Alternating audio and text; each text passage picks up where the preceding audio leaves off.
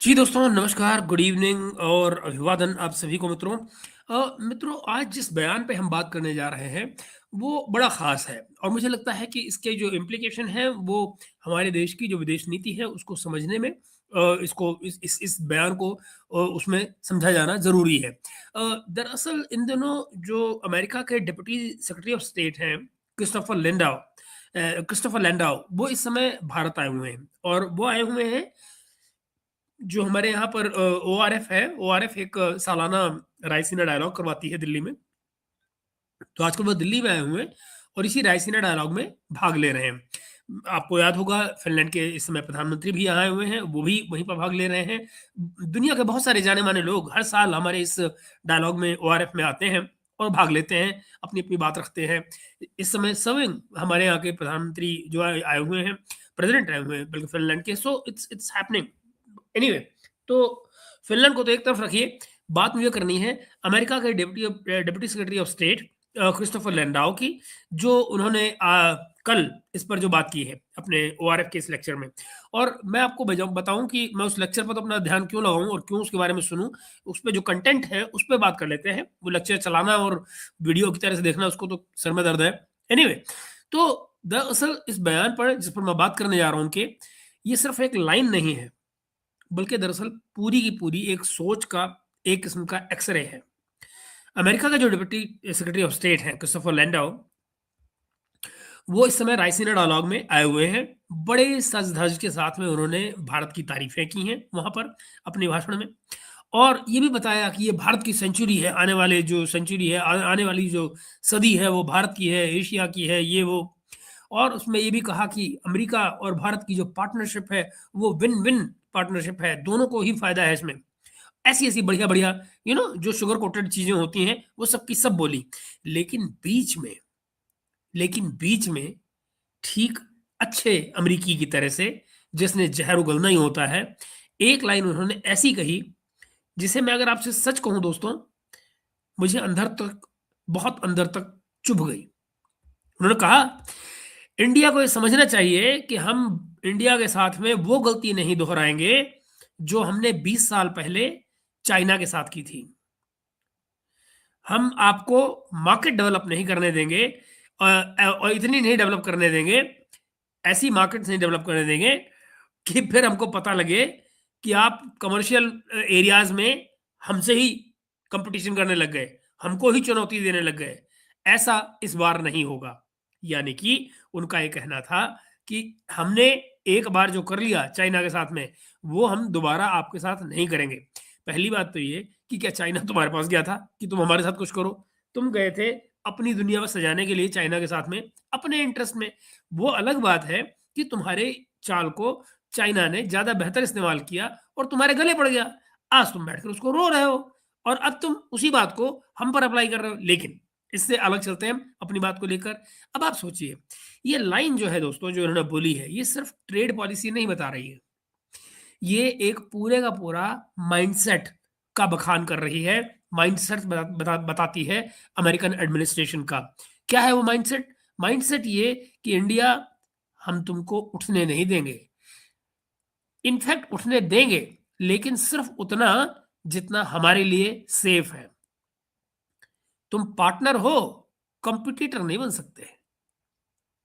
समझ रहे हैं ना?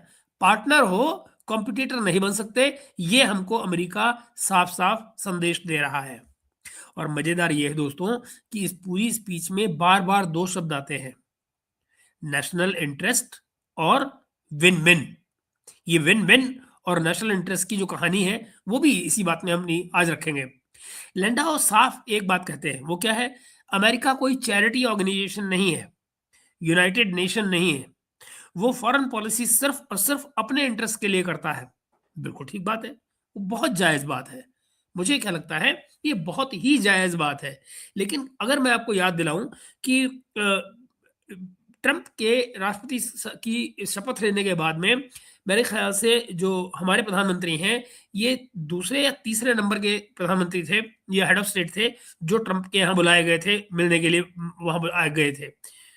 मुझे अभी तक याद है कि जब ट्रंप ने मागा की बात की थी, मेक अमेरिका ग्रेट अगेन की बात की थी, तो वहीं पर मोदी जी ने खड़े होके उनके बगल में, उनके सामने ही एक बात कही थी कि भई अगर आपको मागा चाहिए, तो हमें अपना मीगा भी तो चाहिए, मेक इंडिया ग्रेट अगेन, है ना? ये बात मोदी जी ने कही थी और ये बात मैंने इमीडिएटली नोट भी की थी।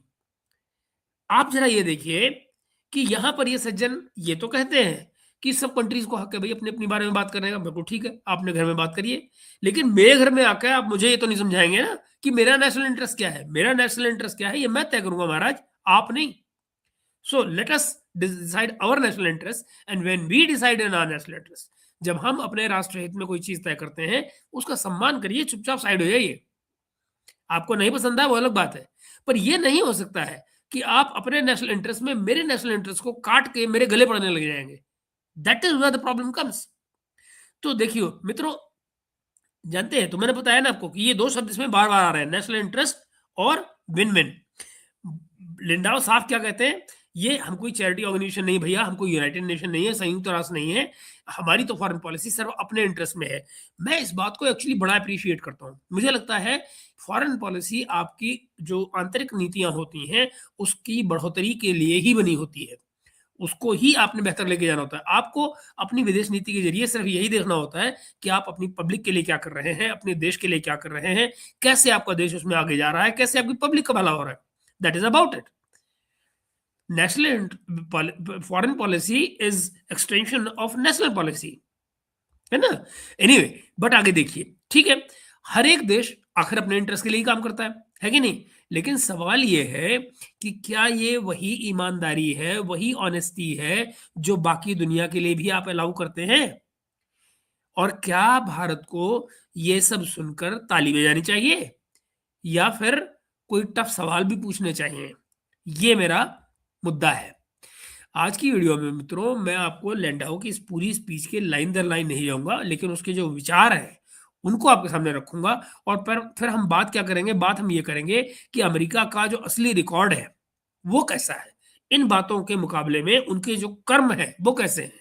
बात तो आपने बड़ी अच्छी अच्छी कर ली स्टेज पे खड़े होके ORF के। तो जहां फ्रीडम ऑफ नेविगेशन की बात होती है, वहां क्यूबा भी सोचा जाना चाहिए। जहां टेररिज्म पर कोऑपरेशन की बात होती है, वहां डेविड हेडली भी सोचा जाना चाहिए, है कि नहीं?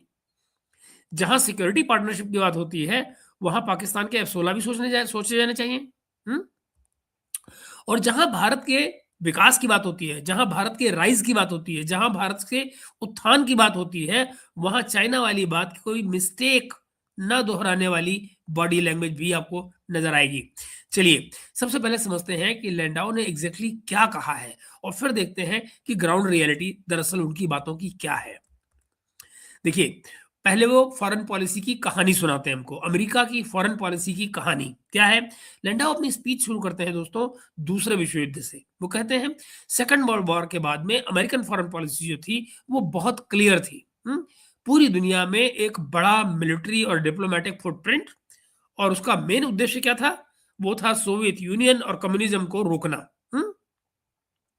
चाहे आप मलेशिया की बात करें या फिर आप ये कहें मोंटेविडियो की या मलावी की, हर जगह यही गाइडिंग प्रिंसिपल मौजूद था। फिर वो आगे कहते हैं कि 1990 में अचानक सोवियत यूनियन गिर पड़ा, अचानक सोवियत यूनियन कोलैप्स हो गया, कोल्ड वॉर खत्म हो गई। लेकिन अमेरिका ने कभी ईमानदारी से, ऑनेस्ट तरीके से ये डिस्कशन की ही नहीं कि अब फॉरेन पॉलिसी का मकसद क्या होना चाहिए। ये लैंडाओ का कहना है। हुँ? इसी के बाद में फिर 30-35 साल फॉरेन पॉलिसी जो है वो बाय डिफ़ॉल्ट चलती रही, पुराने ढर्रे पर चलती रही। समिट्स होती रहीं, डायलॉग्स होते रहे, ग्रैंड स्टेटमेंट्स निकलती रहीं। असली सवाल कि हम दुनिया में आखिर क्या कर रहे हैं, ये कभी ठीक से पूछा ही नहीं गया, ऐसे कहते हैं लैंडाओ। वो कहते हैं कि इंटरनली हमारे यहाँ पर विदेश नीति को लेकर बात ही नहीं की गई कि चेंज माहौल में, बदले वातावरण में हमारी जो फॉरेन पॉलिसी है, वो दरअसल किधर जानी चाहिए, क्या करना चाहिए उसका। इसके बाद लैंडाओ जो है, वो ट्रंप की एंट्री बताते हैं कि ट्रंप आए और फिर आपको कहते हैं कि ट्रंप आपको चाहे पसंद आए या ना आए, एक काम उन्होंने किया है। वो क्या है?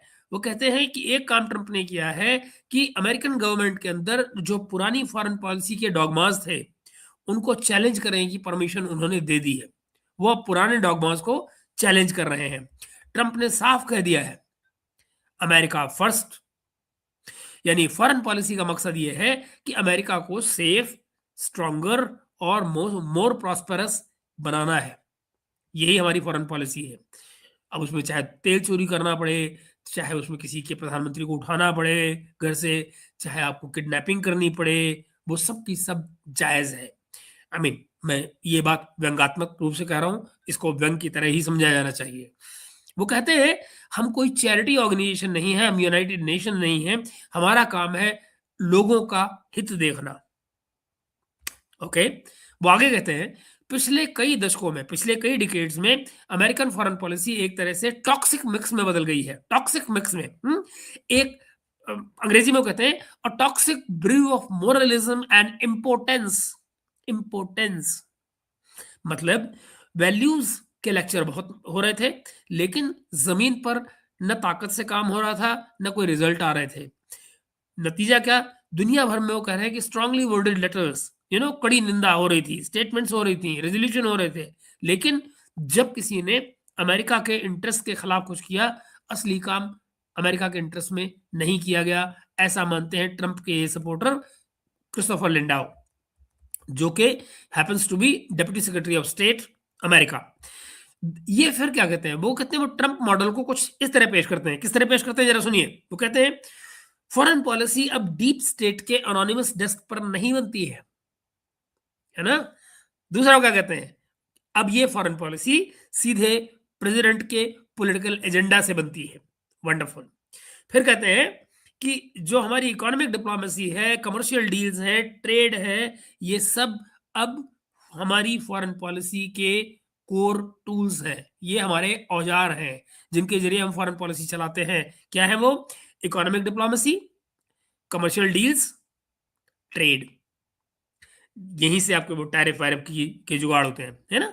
यहां तक की बात सुनकर दोस्तों, भारतीय ऑडियंस को क्या लगेगा? भारतीय ऑडियंस को लगेगा, ठीक है भाई, हर एक देश को अपना हर हित देखने का हक है, जैसा कि मैं आपसे कह भी रहा था अभी। प्रॉब्लम तब शुरू होती है दोस्तों, जब यही भाषण दूसरे देशों के लिए इस्तेमाल किया जाता है, लेकिन वही अमेरिका जो है बाकी देशों को मोरल भाषा में नैतिकता की बात करेगा, वैल्यूज की बात करेगा, उनसे इनकी उम्मीद करता है। दूसरे देशों से मॉडर्न लैंग्वेज की बात करता है, नैतिकता की भाषा की उम्मीद करता है, और एक वैल्यूज की लैंग्वेज की, जीवन मूल्यों की भाषा की बात करता है कि भाई औरों से तो उम्मीद ये है कि ये ऐसी अच्छी अच्छी धार्मिक बातें करें, लेकिन खुद अमेरिका फर्स्ट की बात करेंगे। ये बात, यही है वो पिवट है दोस्तों, जो जहां से हम चलते हैं इंडिया की तरफ को। अब देखिए क्या कहते हैं, दिस सेंचुरी इज इंडियाज, वो कहते हैं, है ना। फिर वो क्या कहते हैं, अब जरा लिंडो की बात पे चलते हैं। वो कहते हैं, ये सेंचुरी कई तरीके से इंडिया के राइज की सेंचुरी होगी। हम्म इंडिया के पास ऑलमोस्ट अनलिमिटेड पोटेंशियल है, ह्यूमन रिसोर्सेज है, इकोनॉमिक स्ट्रेंथ है, रिसोर्सेज है, सब कुछ है। यूनाइटेड स्टेट्स इसी विकास का, इस राइज का, इस उत्थान का हिस्सा बनना चाहता है। याद रहे, नेशनल इंटरेस्ट में, अपने नेशनल इंटरेस्ट में, अमेरिका के इंटरेस्ट में, मेरे इंटरेस्ट में नहीं, भारत के इंटरेस्ट में नहीं, अमेरिका के इंटरेस्ट में हमारा पार्टनर बनना चाहता है। Wonderful, that's good enough. ठीक है, यूनाइटेड स्टेट्स इस विकास का हिस्सा बनना चाहता है, और इंडिया यूएस पार्टनरशिप एक विन विन अवसर है, वो ये कह रहे हैं।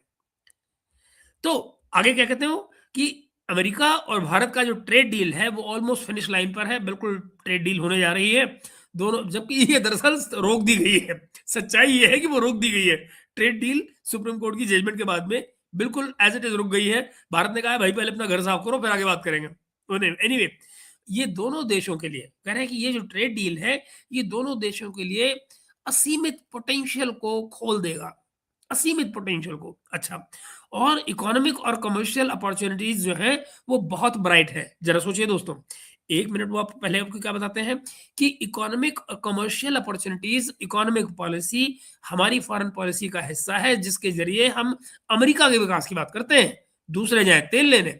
और अब क्या कह रहे हैं, दूसरी ही लाइन में हमको आके बता रहे हैं कि ये जो इकोनॉमिक और कमर्शियल अपॉर्चुनिटीज जो है वो इंडो यूएस ट्रेड में बहुत भारी पड़ी है। किसके लिए, ये नहीं बताया।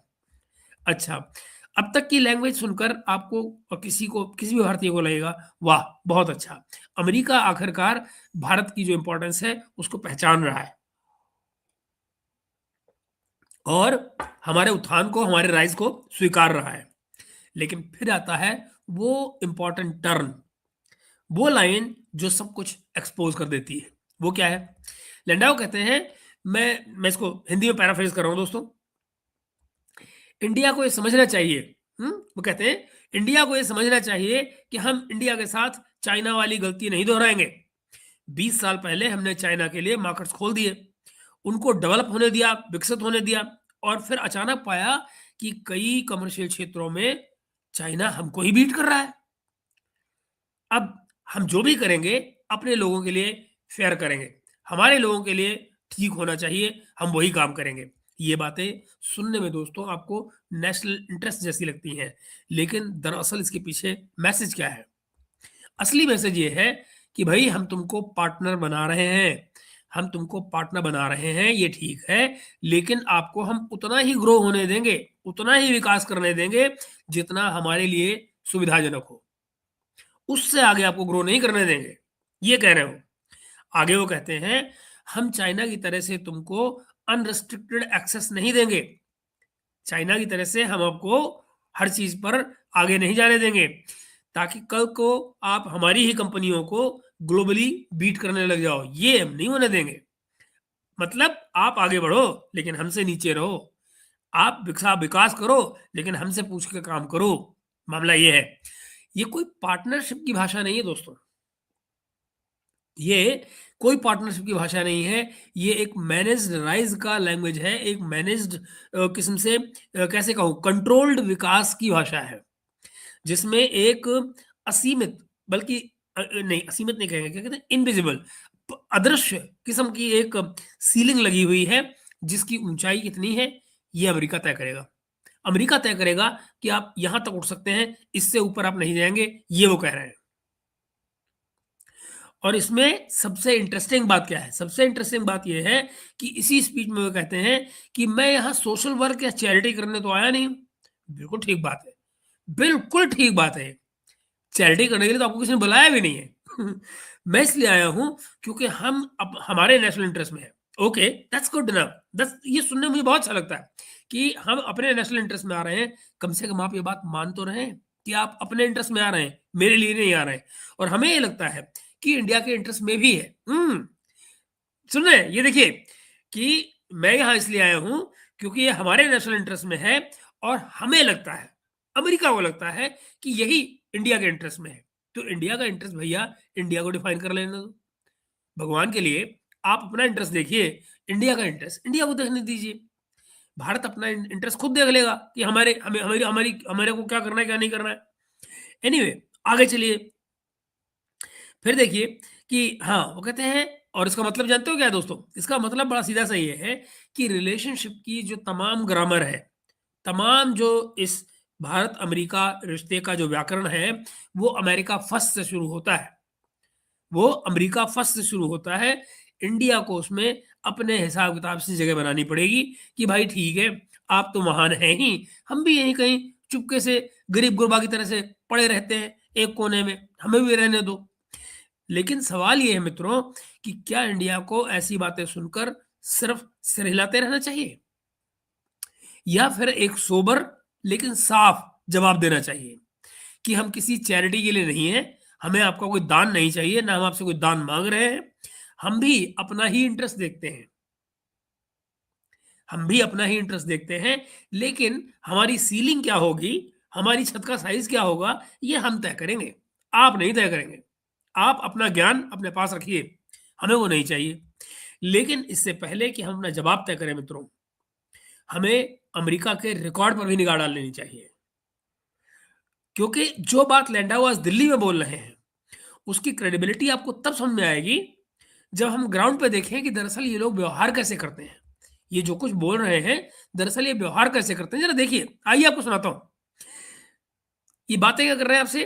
फ्रीडम, नेशनल इंटरेस्ट, और फिर मैं यहाँ से आपसे बात करूंगा कि ये इन्होंने किया क्या है, ये जो वेनेजुएला में हुआ है, क्यूबा में हुआ है, क्या है ये। देखिए, लैंडाओ बार बार क्या कह रहे थे? लैंडाओ बार बार कह रहे थे फॉरेन पॉलिसी का जो मकसद है वो नेशनल इंटरेस्ट है। बिल्कुल सही बात है, इससे कोई, इसको कोई मना कर ही नहीं सकता। यूनाइटेड नेशन नहीं है, हम कोई एनजीओ नहीं है, हम चैरिटी के लिए नहीं आए हैं, हम अपने लोगों के लिए काम करते हैं। एब्सोल्युटली ट्रू, बिल्कुल सही बात है और यही हर एक देश के साथ लागू है। भाई भारत कौन-सा चैरिटी के लिए बैठा है? भारत भी किसी और के लिए काम नहीं कर रहा है। लेकिन यही ट्रम्प था ना, जब कोविड के टाइम पर दवाइयों की बात आई थी, तो उसने क्या कहा था कि मोदी मेरे दोस्त हैं, मैं उनसे कहूँगा कि दवाइयाँ भेज दो, नहीं भेजेंगे तो हमला कर दूँगा। एग्ज़ैक्टली उन्होंने हमला नहीं कहा था, उन्होंने कहा फिर हमको कड़ाई करनी पड़ेगी, तो कड़ाई क्या होती है? कड़ाई यही होती है ना भैया। हम अच्छा, लेकिन फिर वो क्या कहते हैं, हम यूनाइटेड नेशन नहीं है, हम कोई एनजीओ नहीं है, लेकिन हम अपने लोगों के लिए काम करते हैं।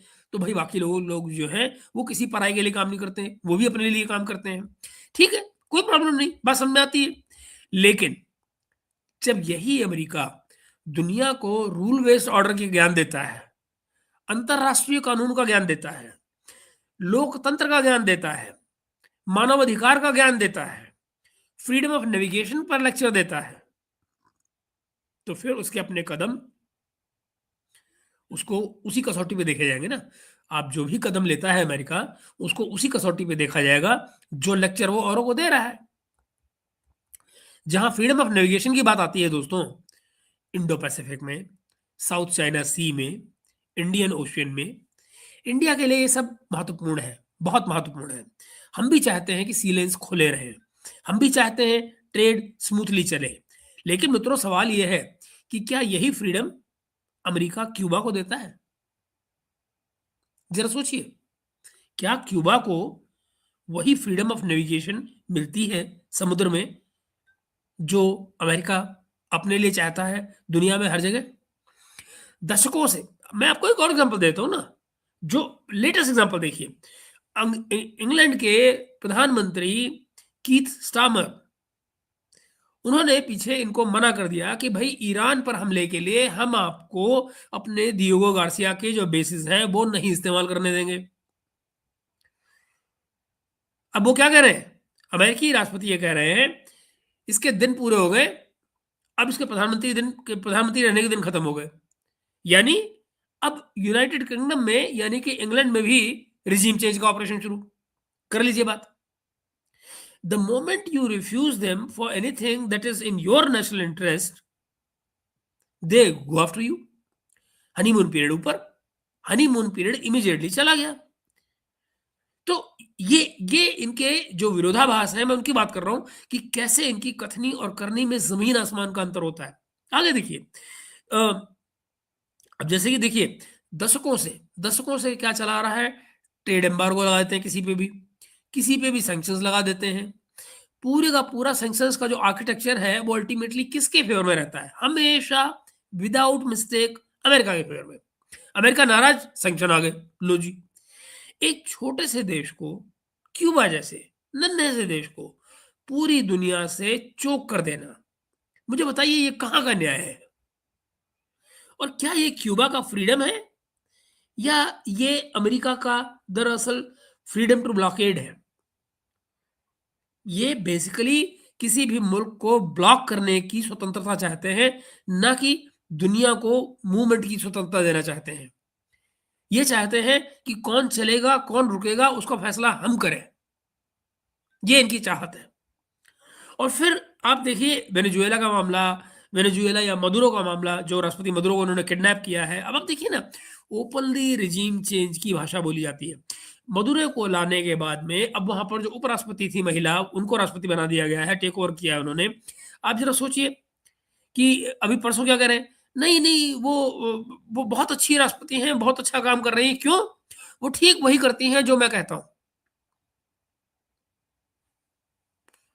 अगर सही किसी देश के लिए सही होने की परिभाषा ये है, तो मित्रों फिर क्या कहना? अ, ओपनली रिजीम चेंज की भाषा बोलते हैं, जैसे कि ये यूके के लिए बोली गई, है ना? अभी कल बोली गई। सैंक्शंस के ज़रिए इकोनॉमिक कोलैप्स करने की बात की जाती है, जिस तरह ईरान का किया जा रहा है। पिछले कितने दशकों से लगे हुए हैं। दशकों से ईरान पर जो ये कर रहे हैं, वो क्या है? इकोनॉमिकली वो मुल्क ऑलरेडी कोलैप्स हो चुका है। $1 मिलियंस ऑफ इरानियन करेंसी पे जा रहा है। क्या मतलब बनता है उसका? दुनिया में कहाँ ऐसे होता है?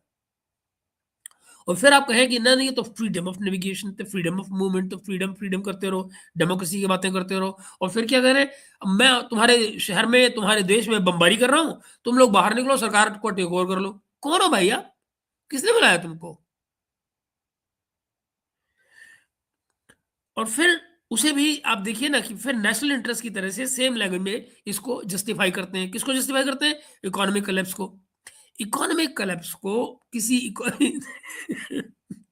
नेशनल इंटरेस्ट की भाषा में आप पुनर्परिभाषित करते रहें, भला इससे I don't know how to take it.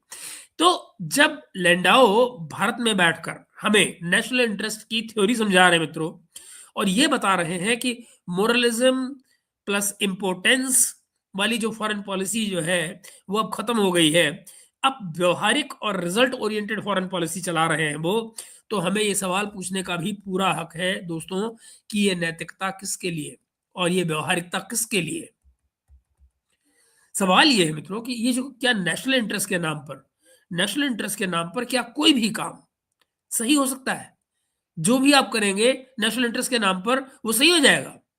अगर कल कोई दूसरा देश यही मॉडल अपनाए कि हमारी सिक्योरिटी के लिए किसी देश की गवर्नमेंट गिरानी है, वो अमेरिका की गवर्नमेंट गिराने की कोशिश करे, तो तो अमेरिका को कैसा लगेगा? अमेरिका के लोग क्या कहेंगे?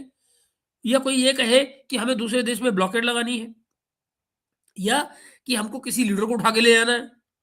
ये सवाल तो मार्को रूबियो से पूछा ही गया था ना, सेनेट के अंदर। उनसे कोई आए बाएं शाये करते रहे, कोई जवाब तो देते नहीं बना मार्को रूबियो से। तो क्या उनसे पूछा गया था ना कि भाई अगर कल को कोई दूसरा देश जो है वो ये कहे कि लो जी, एक स्मूथ ऑपरेशन के अंदर हमने जो है ट्रंप को उठा लिया है अमेरिका से, चलिए किसी को हमने मारा नहीं, 2-4 जो फालतू मर गए, बाकी हम ट्रंप को उठा के ले आए हैं। क्यों? क्योंकि हमारे यहाँ पर जो हमारे यहाँ फलाने डिपार्टमेंट में उसके खिलाफ एक एफआईआर दर्ज है।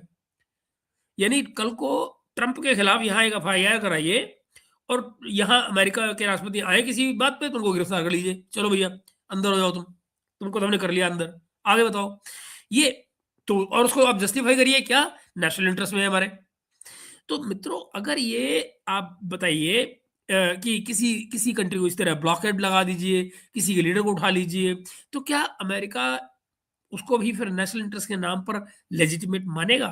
क्या अमेरिका ये मानेगा कि हमारे साथ जो किया गया सही किया गया? और अगर जवाब इसका नहीं है, अगर ये इसका जवाब नहीं है, तो मित्र फिर ये साफ की साफ हिपोक्रेसी है, हिपोक्रेसी। और अगर जवाब हाँ है, तो फिर इंटरनेशनल लॉ और सॉवरेनिटी जैसे शब्द जो हैं, वो किताबी शब्द रह जाते हैं। फिर वो सिर्फ किताबों के लिए हैं, उससे ज़्यादा उनकी कोई हैसियत नहीं बनती। इसीलिए दोस्तों, जब कोई अमेरिकन ऑफिशियल, जब कोई अमेरिकी अधिकारी, मंत्री दिल्ली आकर नेशनल इंटरेस्ट की बात करता है, तो हमें सिर्फ उसका भाषण नहीं सुनना है, हमें उसका रिकॉर्ड भी साथ में देखना चाहिए। अब आते हैं देखिए हम उस हिस्से पर दोस्तों जहां लैंडाउ जो है वो भारत और अमेरिका की जो टेररिज्म के खिलाफ अब बताते हैं कि हम तो नेचुरल पार्टनर्स हैं।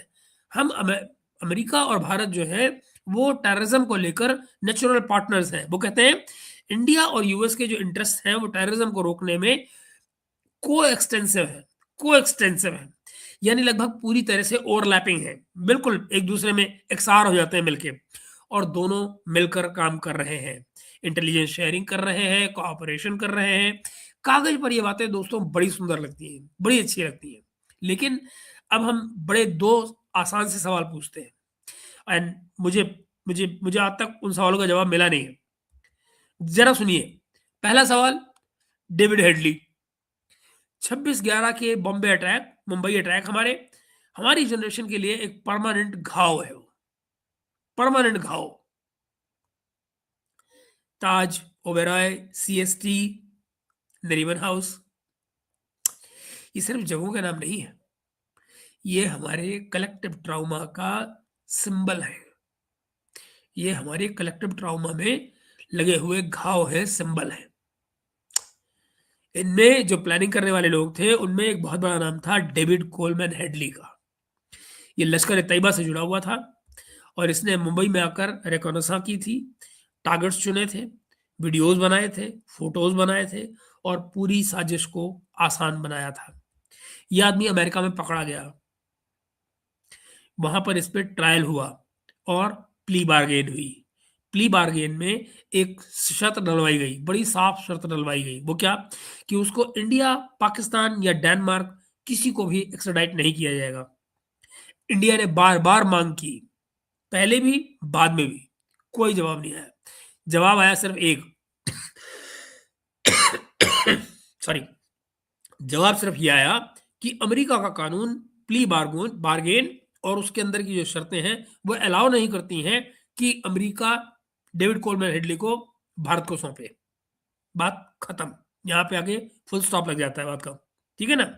तो मेरा आपसे और जनाब अली लैंडाउ साहब से बड़ा सीधा सवाल एक बनता है।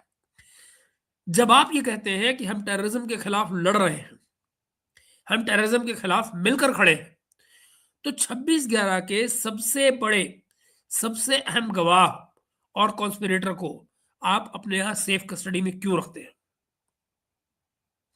क्यों उसे मुंबई की अदालत में 26/11 के जो विक्टिम हैं, उनके परिवारों और जो इंडियन जस्टिस सिस्टम है उनके सामने नहीं पेश होने दिया जाता? क्यों नहीं उसको पेश किया जाता? क्या वो भी नेशनल इंटरेस्ट का हिस्सा है? क्या वो भी नेशनल इंटरेस्ट का हिस्सा है? क्या ये भी विन विन है दोनों देशों के लिए? ये जिसके लेक्चर आप हमको दिल्ली में दे रहे हैं, उस थ्योरी में ये कहां से फिट होता है, जरा समझाइए मुझे। दूसरा सवाल, पाकिस्तान के F-16 को जो उन्होंने भी पैकेज दिया है, देखिए जरा वो क्या बात करते हैं। लैंडाउ सिक्योरिटी कोऑपरेशन की बात करते हैं भारत के साथ में। इंडिया और अमेरिका साथ में मिलकर टेररिज्म रोकेंगे, फ्रीडम ऑफ नेविगेशन को इंश्योर करेंगे, एशिया इंडो पैसिफिक में स्टेबिलिटी लाएंगे। ओके, लेकिन ठीक उसी वक्त अमेरिका पाकिस्तान के F-16 फ्लीट के लिए $686 मिलियन का सपोर्ट पैकेज अप्रूव करता है। $686 मिलियन का। इसमें सस्टेनमेंट, स्पेयर्स, लॉजिस्टिक्स सब शामिल है। क्यों शामिल है? ताकि F-16 उनके जो है वो 2040 तक आराम से उड़ते रहे। समझ रहे हैं ना? अमेरिका की अपनी जो डिफेंस सिक्योरिटी कोऑपरेशन एजेंसी है, डिफेंस सिक्योरिटी कोऑपरेशन एजेंसी, वो कहती है कि ये deal American American foreign policy और नेशनल सिक्योरिटी के हित में है, है ना? पाकिस्तान को अमेरिका और पार्टनर फोर्सेस के साथ में काउंटर टेररिज्म और फ्यूचर ऑपरेशंस में इंटरऑपरेटेबल बनाए रखने के लिए जरूरी है। Okay, good good good. अब आप मुझे ये बताइए मित्रों कि ये F-16 जो है, ये F-16 जेट्स किस थिएटर में फ्लाई करते हैं, किस वॉर थिएटर में काम आते हैं, किसके खिलाफ काम आते हैं? चाइना के या म्यांमार के? किसके? बांग्लादेश के? श्रीलंका के? किसके? यही जेट्स हमारे ऊपर इस्तेमाल हुए थे। यही प्लेटफॉर्म इंडिया सेंट्रिक सिनेरियो में डिप्लॉय होता है, और ये सब डॉक्यूमेंटेड हिस्ट्री है दोस्तों, डॉक्यूमेंटेड हिस्ट्री है। तो फिर ये कौन सी कहानी है जिसमें दिल्ली में आप इंडिया के साथ में टेररिज्म के खिलाफ शोल्डर टू शोल्डर खड़े होने की बात करते हैं, और वॉशिंगटन में आप पाकिस्तान की एयरफोर्स को लॉन्ग टर्म लाइफ सपोर्ट दे रहे होते हैं? ये कहते हैं दोगलापन। दही इसी को कहते हैं दोगलापन। अगर ये भी नेशनल इंटरेस्ट है दोस्तों, अगर ये भी नेशनल इंटरेस्ट है, तो फिर ठीक है, आप अपना इंटरेस्ट देखिए, लेकिन हमें भी हक दीजिए भाई कि हम अपना नेशनल इंटरेस्ट देखेंगे, और इन कंट्राडिक्शंस को, इन विरोधाभासों को भूले नहीं, और किसी भी पार्टनरशिप को आंख बंद करके रोमांटिसाइज ना करें। कई हमारे भारतीय दोस्त जो अमेरिका में बसे हुए हैं, यहाँ आकर मुझे कुछ भाषण देते रहते हैं, आप अमेरिका के खिलाफ ये बोलते हैं, वो बोलते हैं। तो भाई, आप तब कहाँ मर जाते हैं जब हम आपसे कोई बात कहते हैं और आप क्या कहते हैं, हम क्या इंडिया के प्रॉक्सी हैं? तो भाई, फिर भारत को अपना प्रॉक्सी क्यों समझते हो? फिर वहीं बैठो ना, जहां बैठे हो वहीं बैठो और आराम से रहो। तुम्हारी दुनिया तुमने बसा ली है, wonderful, good for you, God bless you, but that doesn't guarantee you an OCI card. None of them. आप मेरे देश के हित में बात कर रहे हैं, मेरे देश के हित में काम कर रहे हैं, OCI कार्ड पे आपको हक बनता है, वरना नहीं बनता है, बात खत्म। इंडिया कोई बच्चा नहीं है दोस्तों, जिसे हर बार किसी नई स्पीच से नए नए सपने बेच दिए जाए। हम 26/11 को भी याद रखते हैं और F-16 के फ्लाइट पाथ को भी जानते हैं, कि वो कौन से रास्ते उड़ता है, किस तरफ को उड़ता है, क्या करता है। तो अगर हम अगले हिस्से पे चले अपनी बात के, तो लैंडाउ कहते हैं दोस्तों फिर कि अमेरिका इंडिया की जो ट्रेड डील है वो कहते हैं कि इससे दोनों देशों के लिए लिमिटलेस पोटेंशियल अनलॉक होगा और इकोनॉमिक और कमर्शियल कॉपरेशन की बहुत सारी बातें करते हैं। डिफेंस, एनर्जी, टेक्नोलॉजी, सब में विन विन करते रहते हैं। और फिर वो साफ क्या करते हैं, जहां असली बात निकलती है, क्या कहते हैं, इंडिया को समझना चाहिए कि अमेरिका अब वही गलती दोबारा नहीं करेगा जो 20 साल पहले वो चाइना के साथ कर चुका है। गलती क्या थी? उनके हिसाब से गलती ये थी कि अमेरिका ने चाइना को मैसिव मार्केट का एक्सेस दे दिया।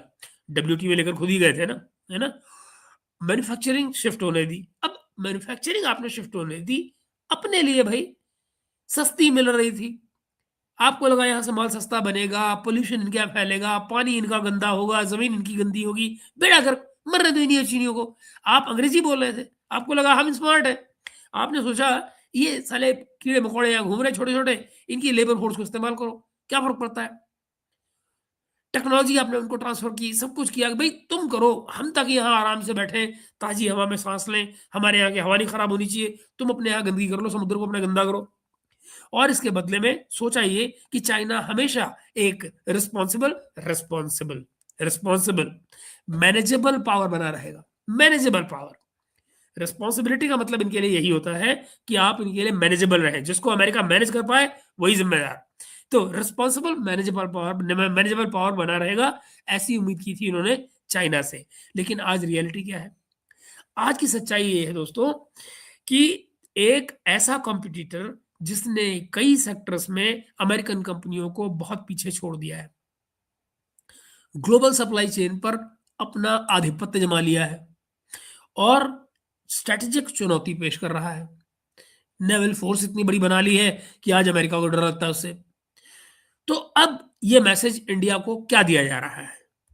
मैसेज दोस्तों साफ ये है कि हम आपको भी ट्रेड डील देंगे, हम आपको भी कोऑपरेशन देंगे, लेकिन इस बार गेम अमेरिका की शर्तों पर होगा, वो ये कह रहे हैं। कोई भी ऐसा रास्ता नहीं खुलेगा जो आपको या कभी भी आपको हमारी कंपनियों को ग्लोबली कंपटीशन दे पाए। आपकी कंपनियां हमारी कंपनियों को कभी ग्लोबली compete नहीं कर पाएंगी, वो जगह हम आपको कभी नहीं लेने देंगे और फिर हम बैठकर भाषण ये दें कि गलती हो गई, अब वो दिन दोबारा नहीं आएंगे। अब वो कहते हैं कि हम ऐसा काम नहीं करेंगे कि हमको दोबारा कहना पड़े कि हमने दोबारा गलती कर दी। सो मित्रों, ये भाषा पार्टनरशिप की है ही नहीं। ये है नियंत्रण की भाषा, कंट्रोल की भाषा। ये वो भाषा है जिसमें भारत को अलाउ किया जा रहा है विकसित होने के लिए। भारत के विकास को अलाउ किया जा रहा है। Okay, we allow you to grow this much, not ahead, not anymore. लेकिन सीलिंग लगी हुई है, इनविजिबल सीलिंग, एक ऐसी सीलिंग जो अदृश्य है, जो आपको नजर नहीं आ रही है, लेकिन उसको अमेरिका देख रहा है कि यहां तक ले जाना है इनको, और फिर वो जो ऊंचाई है उस सीलिंग की, उसको अमेरिका ही तय कर रहा है। उससे आगे आपको ग्रो करने की इजाजत नहीं दी जाएगी, ये कह रहा है अमेरिका आपके घर में आकर, यहां पर deputy secretary of state Christopher Landau. और अगर आपको यह लगता है कि मैं कुछ ज्यादा ओवर रीडिंग कर रहा हूं इसकी, तो उसी स्पीच में से लैंडाओ की एक और लाइन याद कीजिए। मैं आपको एक और लाइन याद बताता हूं। वो कहते हैं, मैं यहाँ सोशल वर्क करने या चैरिटी करने नहीं आया हूं, मैं यहाँ आया हूं क्योंकि ये हमारे नेशनल इंटरेस्ट में है। समझ रहे हैं? और हमको लगता है कि इंडिया के इंटरेस्ट में भी यही है कि मैं आऊं। मतलब साफ क्या है दोस्तों, जो ट्रेड डील होगी वो अमेरिका फर्स्ट के फिल्टर से होकर आएगी। जो ट्रेड डील बन रही है वो अमेरिका फर्स्ट के फिल्टर से होकर आएगी। जो मार्केट एक्सेस होगा वो पूरी तरह से रेसिप्रोकल या फेयर तभी माना जाएगा जब उसके जो नंबर हैं वो वॉशिंगटन को आराम दें, सिर्फ इंडिया को नहीं, वॉशिंगटन को आराम दें। इसको जरा इंडिया के नजरिए से दोस्तों देखेंगे। अगर आप इसको इंडिया के नजरिए से देखेंगे तो प्रॉब्लम ये नहीं है कि अमेरिका अपना इंटरेस्ट देख रहा है। प्रॉब्लम ये है कि क्या वो ओपनली ये मान रहा है कि इंडिया भी अपना इंटरेस्ट देखे। क्या वो आपको ये सुविधा दे रहा है? क्या वो ये आपको स्वतंत्रता दे रहा है कि आप भी अपना इंटरेस्ट देखिए? और देखिए ना, अभी ये जो डील हो रही थी, जिस ट्रेड डील की हम बात कर रहे हैं, इस पे एग्री प्रोडक्ट्स के लिए कितना हल्ला मचा है।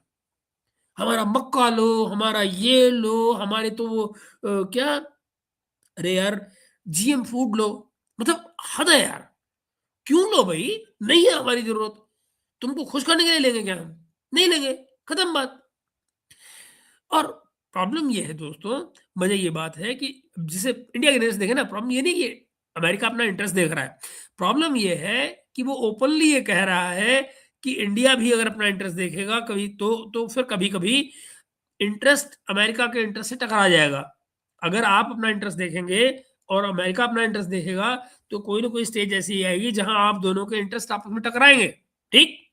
चाइना का एग्जांपल देकर इंडिया को इम्प्लिसिटली वो ये चेतावनी दे रहे हैं, एक वार्निंग दे रहे हैं कि देखो, अगर बहुत आगे बढ़ोगे तो हमको तकलीफ होगी, और अगर हमको तकलीफ होगी तो फिर ये ठीक नहीं है। ये दोस्तों दोस्ती का नैरेटिव नहीं है, ये नैरेटिव डर का नैरेटिव है। इतनी सी बात कहना चाह रहा हूं मैं आपसे। इंडिया को डिसाइड क्या करना है? इंडिया को डिसाइड ये करना है कि क्या हम ऐसे नैरेटिव नैरेटिव को स्वैलो करके, गटक के, चुप करके बैठ जाएं, या फिर पोलाइटली, सभ्यता के साथ, लेकिन साफ शब्दों में कह दें कि भाई ठीक है, हम आपके पार्टनर बन जाते हैं, लेकिन हम आपका प्रोजेक्ट नहीं है। आपके हम पार्टनर बन सकते हैं, आपका प्रोजेक्ट नहीं बन सकते। हम आपके साथ मिलकर ग्रो कर सकते हैं, लेकिन आपके कंट्रोल में ग्रो नहीं कर सकते। साथ मिलकर ग्रो करिए, कंट्रोल मत करिए। कंट्रोल नहीं हो पाएगा। लिंडाओ जो है, लिंडाओ साहब, ये सिक्योरिटी और डिफेंस कोऑपरेशन की भी बात करते हैं, है ना?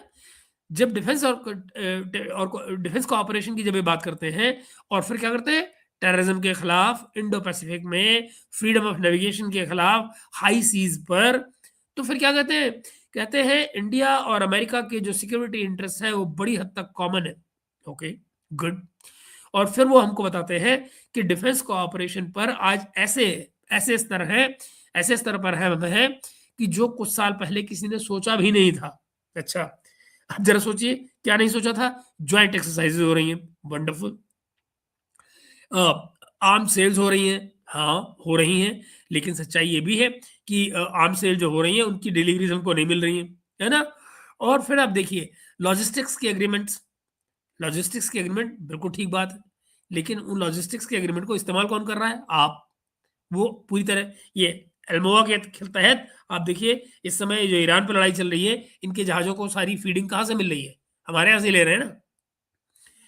टेक्नोलॉजी शेयरिंग, अब टेक्नोलॉजी शेयरिंग कहना बड़ा अच्छा लगता है, लेकिन क्या वाक़ई में टेक्नोलॉजी शेयरिंग हो रही है?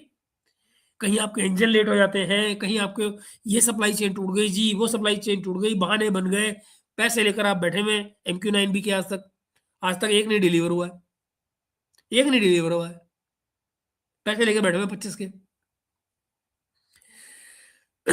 बात हुई थी 2025 में डिलीवर होने की, अब 26 हो गया है, आधा 26 होने वाला भी। ठीक है, ये सारे बातें जो है दोस्तों, वो तथ्य हैं, फैक्चुअल हैं, लेकिन सिक्योरिटी डोमेन में भी यही बात सामने आती है। क्या? कंट्राडिक्शंस। ये विरोधाभास जो है वो इनके सिक्योरिटी डोमेन में भी आते हैं। देखिए, एक तरफ आप इंडिया के साथ में फाउंडेशनल डिफेंस एग्रीमेंट साइन करते हैं, जिसमें एल्मो वगैरह सब आते हैं। दूसरी तरफ आप पाकिस्तान के लिए बिलियंस में सपोर्ट पैकेज अप्रूव करते हैं, और उसी क्षेत्र में फिर कॉन्फ्लिक्ट थिएटर के भीतर ये सब कुछ कर रहे हैं। यानी कि जहां पर हम हमारा इनके साथ में कॉन्फ्लिक्ट है, वहीं पर आप उनकी सपोर्ट में ये सब कुछ कर रहे हैं। तो एक तरफ आप हमको टेररिज्म के खिलाफ अपना पार्टनर बताते हैं, दूसरी तरफ आप क्या करते हैं, 9/11 का जो की कॉन्स्पिरेटर है उसको अपने यहाँ पर लीगल छतरी के तहत छिपा के परमानेंटली पार्क कर लेते हैं। तो फिर दोस्तों, एक भारतीय व्यूअर के तौर पर, सिटीजन के तौर पर, भारतीय सिटीजन के तौर पर हमारा पूछने का ये हक बनता है कि भाई ये पार्टनरशिप आखिर कौन से लेवल की है? टैक्टिकल कन्वीनियंस वाली है, या जेन्युइन वैल्यूज की और म्यूचुअल रिस्पेक्ट पर बनी हुई कोई इक्वल पार्टनरशिप है, बराबरी की सतह पे की जाने वाली पार्टनरशिप है? अगर ये सिर्फ टैक्टिकल है, तो फिर इंडिया को भी इसे टैक्टिकली ही ट्रीट करना चाहिए, ऐसा मुझे लगता है। जहां नहीं होते हैं, देखिए हमारे जो जो हमारे इंटरेस्ट है अमेरिका और भारत के, हमारे जो इंटरेस्ट है वो जहां मैच होते हैं वहां हम साथ साथ चलेंगे, जहां नहीं मैच होते हैं वहां अलग चलेंगे। बड़ी सिंपल सी बात है। इसी को कहा जाता है ऑटोनॉमी, स्ट्रेटेजिक ऑटोनॉमी की हम जो बात करते हैं बार बार, बिना किसी गिल्ट के इसमें, और इसमें कोई अपराध बोध नहीं है भाई। हमारी आपकी यहाँ पे नहीं बन रही है, इस मुद्दे पे हम नहीं साथ चल सकते, बात खत्म, हम अलग हो गए भाई, इस मुद्दे पे हम साथ नहीं चलेंगे। तो इशू बेस्ड पार्टनरशिप होनी चाहिए ना, ना कि आंख मूंदिए पार्टनरशिप के नाम पर गुलामी मान ली जाएगी। तो बिना किसी गिल्ट और बिना किसी हेजिटेशन के हमको भी ये स्वतंत्रता होनी चाहिए कि भाई हम अब आपको किसी एक पर्टिकुलर मुद्दे पर मना कर सकें कि सॉरी बॉस, यहाँ नहीं अपन से हो पाएगा। इंडिया की जो सिक्योरिटी प्रायोरिटीज है वो क्या है, देखिए, पाकिस्तान सेंट्रिक टेररिज्म, ठीक, चाइना सेंट्रिक बॉर्डर और मैरीटाइम थ्रेट्स है हमारे पास, और फिर इंडियन ओशियन की जो स्टेबिलिटी है वो, ये सब की सब हमको रियल लगती है, ये सब हमारे लिए रोज की सच्चाई है। लेकिन अमेरिका एक तरफ चाइना को बैलेंस करने के नाम पर इंडिया के साथ खड़ा होता है ना, हमारे साथ आगे खड़ा होता है इसलिए कि नहीं नहीं चाइना का मुकाबला करना है, चाइना का मुकाबला करना है, और दूसरी तरफ पाकिस्तान को सिक्योरिटी पार्टनर बना के रखता है। तो हमको ये नहीं भूलना चाहिए दोस्तों कि एंड में, आखिर में, अमेरिका की जो लॉयल्टी है और जो उसके अपने इंटरेस्ट के साथ उसकी लॉयल्टी है, ना कि किसी दोस्ती को। वो दोस्त वोस्त किसी को नहीं मानता, बात खत्म, इतनी सी बात है। और ये बात समझना जो है ये कोई इंसल्ट नहीं है, इस बात को समझना कोई इंसल्ट नहीं है, ये जियो पॉलिटिक्स की बेसिक समझ है। समस्या तब होती है दोस्तों जब हमारे ही बीच, हमारे ही कुछ लोग सिर्फ वॉशिंगटन से आने वाली अच्छी अच्छी लाइनें सुनकर ग्राउंड रियलिटी से आंखें मूंद लेते हैं, और हम वो गलती अफोर्ड नहीं कर सकते, नहीं बर्दाश्त कर सकते। आज का सबसे अहम सवाल फिर दोस्तों, इंडिया खुद को कैसे देखता है?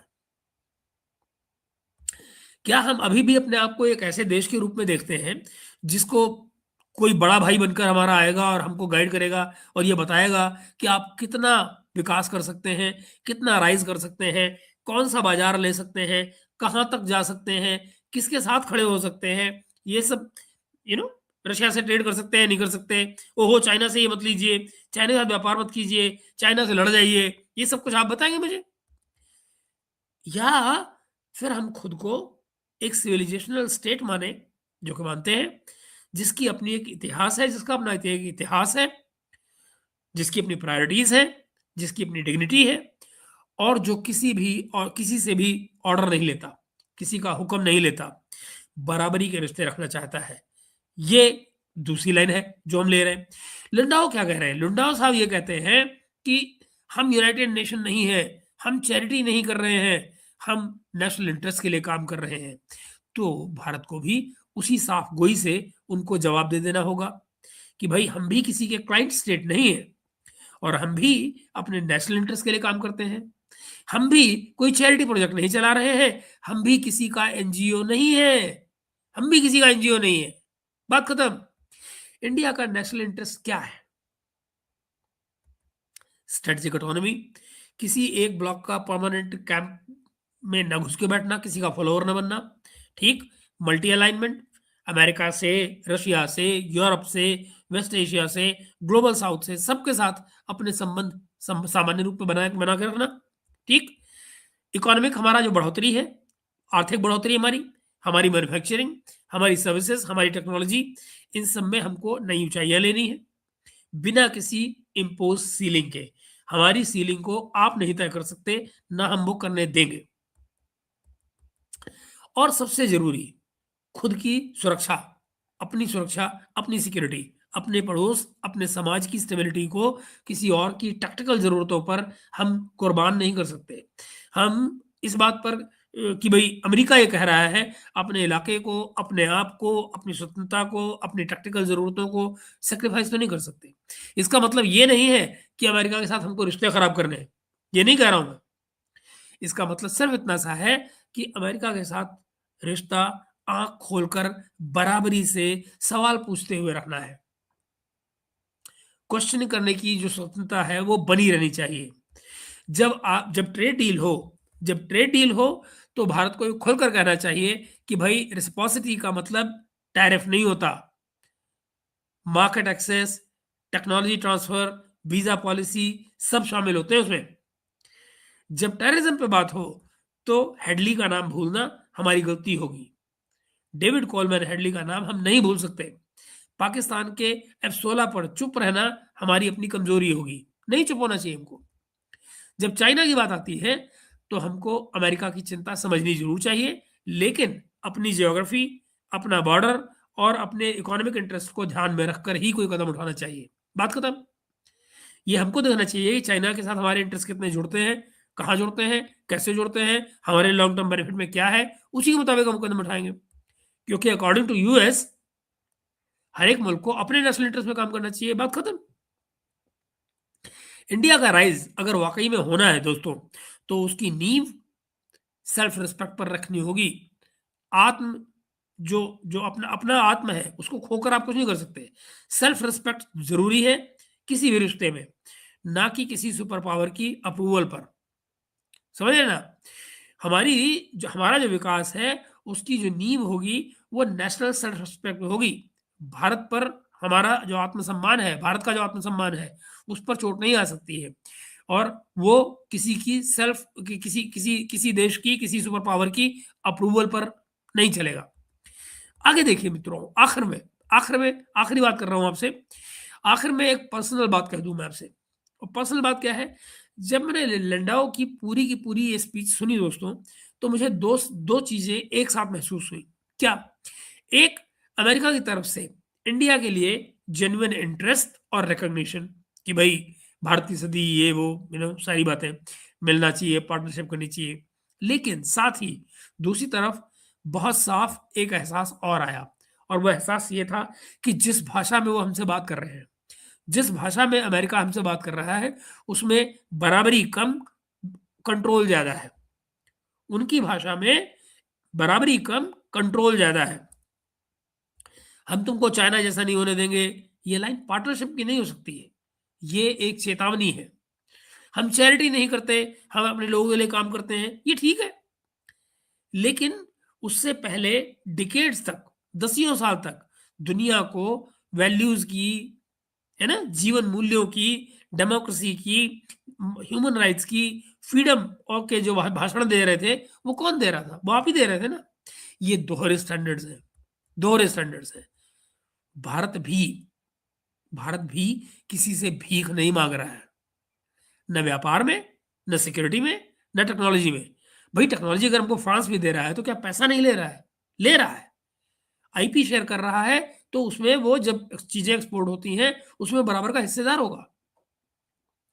हम रिश्ते बराबरी पर चाहते हैं, म्यूचुअल रिस्पेक्ट पर चाहते हैं। और अगर कोई हमको चीन की तरह से गलती बताए और गलती का रेफरेंस दे, तो फिर हमको उतनी ही साफ सफाई से, बड़ी साफ गोई से जवाब दे देना चाहिए। आप इस बात को कैसे देखते हो? तो क्या आपको भी लगता है कि लैंडाओ की जो स्पीच है वो एक ऑनेस्ट स्ट्रेटेजिक मैसेज है, या हमको प्रैक्टिकल दिमाग से उसको मान लेना चाहिए एज इट इज, जैसे वो कह रहे हैं? या फिर आपको भी इसमें हिपोक्रेसी, डबल स्टैंडर्ड्स और एक जो आपके विकास को कंट्रोल करने की जो चाहत है वो नजर आती है? कमेंट्स में अपना पॉइंट ऑफ व्यू जरूर दीजिएगा, और कोशिश कीजिए कि सिर्फ अमेरिका का विरोध या अमेरिका की भक्ति, दोनों ही चक्करों में ना पड़े, और बड़े ठंडे दिमाग से कोल्ड एनालिसिस करें। क्योंकि फॉरेन पॉलिसी में दोस्तों न तो ब्लाइंड ट्रस्ट काम करता है, न ब्लाइंड घृणा काम करती है। याददाश्त, तथ्य और आत्मसम्मान, ये वो चीजें हैं जो आपको हेल्प करेंगी नेशनल पॉलिसी को समझने में। अगर ये एनालिसिस आपको कहीं से यूजफुल लगा हो तो भाई वीडियो को शेयर कीजिएगा, और आपकी जो हेडलाइंस से आगे चीजों को समझना हो तो फिर इस चैनल को सब्सक्राइब भी कीजिएगा, और अपने कमेंट्स तो आप करेंगे ही। मित्रों, मैं आपके कमेंट्स से एक तरफ से लेना शुरू करता हूं। और ऑलराइट, ये हमारे सागर भाई ने बहुत सही बातें की हैं कुछ। देखिए हम क्या कह रहे हैं। आज अमेरिकन कॉमर्स सेक्रेटरी ये भी बोल रहे थे कि अमेरिका भारत को रशियन ऑयल पर केवल 1 महीने की मोहलत दे रहा है, और इसका मतलब मैं समझ रहा हूँ कि अमेरिका इस वार में आइसोलेट महसूस कर रहा है, और भारत पर दबाव, काहे का दबाव, कैसा दबाव सागर? मुझे एक बात तो बताओ। ये तो उन्होंने आज कहा है अमेरिका ने, मैं आपको 4 दिन पहले ये बात नहीं बोल चुका हूँ क्या कि भाई वहां शिप आकर खड़े हो गए हैं, जिस दिन भारत कहेगा एक फ़ोन कॉल पे चीज़ें यहाँ आ जाएँगी। और इस लड़ाई में जिसमें चीज़ें जिस तरफ जा रही हैं, कोई किसी को रोक नहीं सकता है। किसी भाई मैं अपनी जनता को थोड़ी खराब करूँगा तुम्हारे लिए भाई। मेरी जनता को अगर भूख लगी रही है, तो मुझे उसके लिए खाने खाने का इंतज़ाम करना है ना। मैं क्यों आपकी बात सुनूँगा? और by the way Russian oil पर कोई सैंक्शन है ही नहीं। आप ज़रा देखिए तो सही। रशियन ऑयल पर सैंक्शंस नहीं है, रशियन टैंकर्स पर सैंक्शन है। और वो सैंक्शंस इन इन टैंकर्स पर से हटा दिए गए, खत्म बात। हमारे ऊपर कोई सैंक्शन नहीं है। और इस समय पर चलिए, और वैसे भी मैं आपको बताऊँ दोस्तों, ईमानदारी की बात तो ये भी है कि भारत ने इनके कहने के बावजूद भी कौन-सा तेल लेना कम कर दिया था रशिया से। मैं आपको पहले भी कहता था कि इंटरनेशनल वाटर्स में क्या करते हैं 2 जहाज, ये कोई नहीं देखता है, किसी का काम ही नहीं बनता उसमें, और वो वहाँ से तेल बड़े आराम से आता रहता है। फिर उसके अलावा एक और बात मैंने आपको बताई थी, आप ज़रा डेटा चेक करिए, जिस महीने में कह रहे हैं कि हमारा जनवरी में तेल कम हो गया, फरवरी में कितना कम हुआ?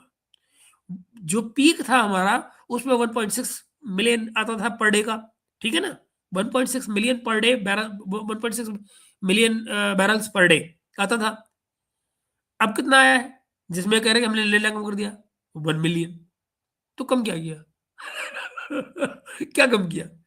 आई मीन निगाह का धोखा है, इसके अलावा और क्या कहा जाए? 1.6 से हम 1 मिलियन पे आए हैं, ये हमने कम किया है। तेल हमारा बराबर जारी है। आप देखिए रशियंस क्या कह रहे हैं लगातार, रशियंस भी यही कह रहे हैं कि नहीं, हमको भारत ने कहा ही नहीं कोई तेल की सप्लाई बंद होने के लिए, हमारा तेल जा रहा है। और आप ये देखिए एक और चीज़ कि अभी जब ये क्राइसिस खड़ा हुआ है, तो रशियंस ने इमीडिएटली क्या कहा है? कोई तेल की कमी नहीं होगी, है ना? ओके, आगे देखिए, भारत पर दबाव बनाकर इस वॉर में भागीदार बनाने को दबाव को ना, ना, ना, ना, ना, इससे बदले ऑयल पर बयान ये कहकर ही अमेरिका भारत को चीन जैसे चैलेंजर नहीं बनने देंगे। बयान का क्या मतलब बनता है? नहीं, वो बेसिकली वो उनकी पॉलिसी एक्सप्लेन कर रहा है। वो जो आप कह रहे हैं कि भई उनका इसकी तरह की बात बोलने का क्या मतलब बनता है? मतलब ये बनता है कि वो आपको अपनी पॉलिसी एक्सप्लेन कर रहे हैं। वो एक थिंक टैंक में आए हुए हैं ना, एक थिंक टैंक में आए हुए हैं, थिंक टैंक में आकर वो अपनी बात कह रहे हैं। वो बेसिकली अपनी पॉलिसी एक्सप्लेन कर रहे हैं कि भई जैसे हम पहले सोचते थे वैसे नहीं सोचते हैं, अब हम ऐसे सोचते हैं। ठीक है ना? आप ऐसे सोचिए, लेकिन हमको भी हमारी तरह सोचने दीजिए। अ, क्या अमेरिकी इन दिनों भांग चढ़ा कर बैठे हैं? नहीं, वो नहीं, नहीं, नहीं, वो अपने इंटरेस्ट में बात कर रहे हैं ना। वो अपने भले की बात कर रहे हैं, जो उनको सूट करता है, जो उनको अच्छा लगता है। अगर वो आपको अपना क्लाइंट स्टेट समझते हैं, तो वो अपनी बात कह रहे हैं। आप क्लाइंट स्टेट नहीं है, तो आप खड़े होइए और कह दीजिए, "भैया भागो यहाँ से, हमने नहीं माननी तुम्हारी बात।" एंड इट्स ओके, ये कोई बात नहीं, होती रहती है टाइपिंग मिस्टेक। जय हिंद मोती जी। एंड रेसिस्ट माइंडसेट बिल्कुल ऐसी ही है। इनको अगर ना हो तो ब्लैक्स को जो अपने कह रहे हैं वो क्या है? जय हिंद साहू जी। एंड अर्जुन भाई नमस्कार, राम राम। प्रणाम सुमन भाई। And sir Trump he America को डुबो रहा है। अब गुरु, अपना मुल्क है, हो सकता है कि उनके नेशनल इंटरेस्ट में हो कि मुल्क डूब जाए। और मैं क्या कहूँ? जब वो ये कह रहे हैं कि हम जो करते हैं अपने नेशनल इंटरेस्ट में करते हैं, तो भाई ठीक है, उनका नेशनल इंटरेस्ट इसी में होगा, और क्या है? अ, ये लेना कमल कमाल का लड्डू। What is the point of announcing this? It was always the USA plan and he said it in open. बिल्कुल ऐसी है। देखो, आपको शशांक समझना चाहिए ये लोग कैसे ऑपरेट करते हैं। ये जो ग्रुप इस समय बैठा हुआ है अमेरिका में, ये ऑपरेट कैसे करता है। पिछले साल की आप मेंशन की वो देख लीजिए, म्यूनिख में जो सिक्योरिटी कॉन्फ्रेंस हुई थी, वहां कौन आया था? JD Vance. कौन सी भाषा उन्होंने बोली थी? रोमानिया के इलेक्शन के बारे में क्या बोला था? यूरोपियंस के लिए क्या बोला था? आप वो सुन लीजिए।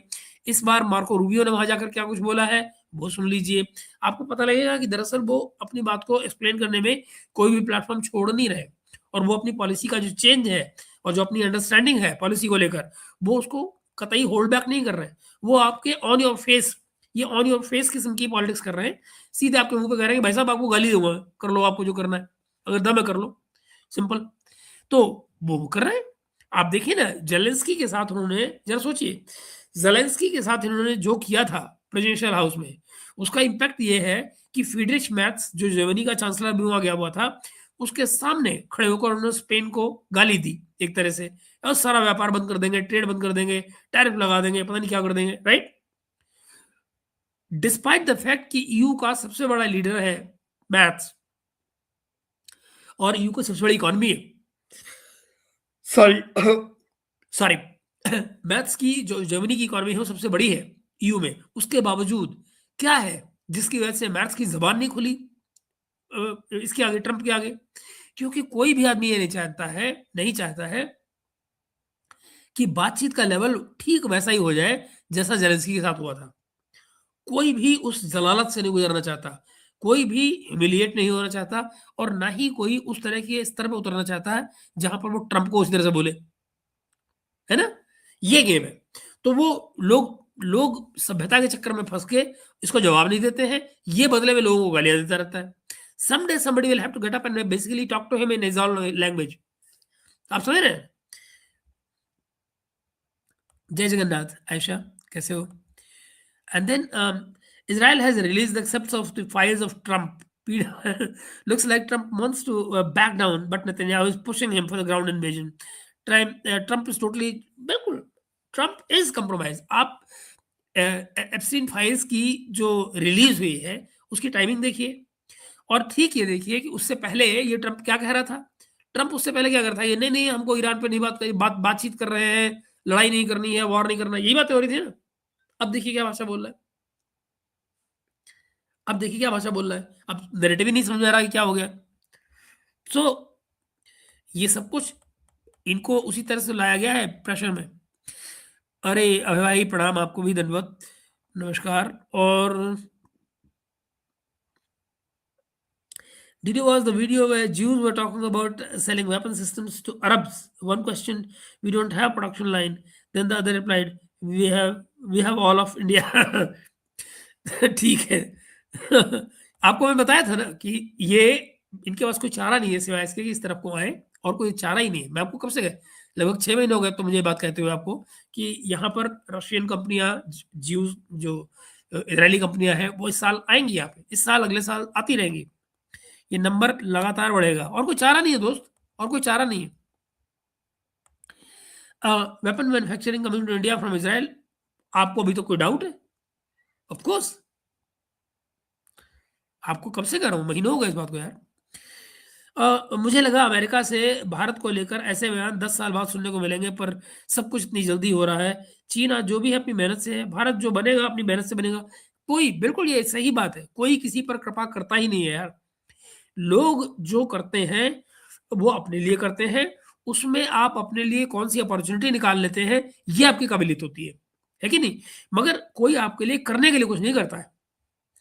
आप बेसिकली उसमें अपना भला ढूँढ रहे होते हैं कि जो कुछ वो अपने भले में कर रहा है, उसमें मैं अपना भला कैसे ढूँढ लूँ। ये लैंडौ की बात हमारी गवर्नमेंट की आँख खोलने के लिए अच्छी है। बिल्कुल सही बात है हर्ष, बिल्कुल। कम से कम मुँह पर बोल रहा है। ये तो ट्रम्प की ख़ासियत है। इंडिया में बैठ के बोल रहा है, नहीं तो हमारी गवर्नमेंट तो डेलुलु में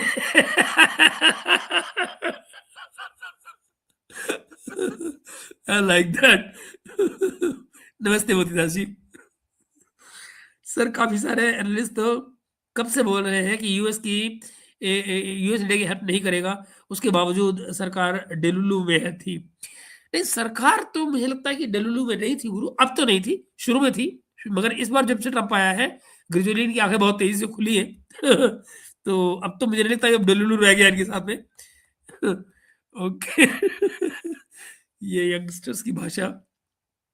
सर 2016 में पार्लियामेंट में इन रिकॉर्ड्स में क्वेश्चन पूछा गया था कि इंडिया के लिए high altitude engine testing facility के लिए 1600 करोड़ ग्रांट कर दीजिए।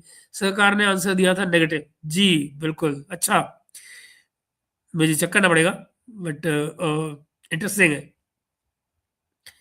शायद 2016 तक वो भी नहीं हुआ था ना हमारा, क्या नाम है वो जो लद्दाख में जो कुछ हुआ था हमारे साथ, तो होश नहीं आया था ना तब तक।